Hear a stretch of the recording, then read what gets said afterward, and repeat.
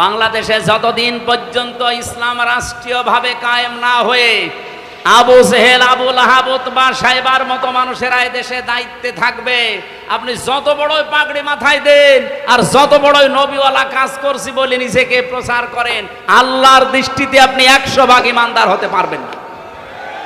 100 ভাগ ইমানদার হওয়া যায় তখন যখন এই বিধান 500 আছে শরীয়তের বিধান, কয়টা? এগুলো রাষ্ট্রীয়ভাবে চলবে। আর রাষ্ট্রীয়ভাবে চললে যে কি শান্তি পাওয়া যায়, আমি তো নিজে বিভিন্ন দেশে যাই, চোখে দেখে আসি। আপনি আফগানিস্তানে যান, মনে হবে একটা মিনি জান্নাতে আছি।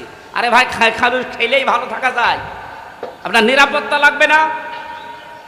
আপনি আল্লাহর আইনের বিরুদ্ধে অবস্থান নিয়ে নিজেকে প্রচার করেন, ভয় পান না।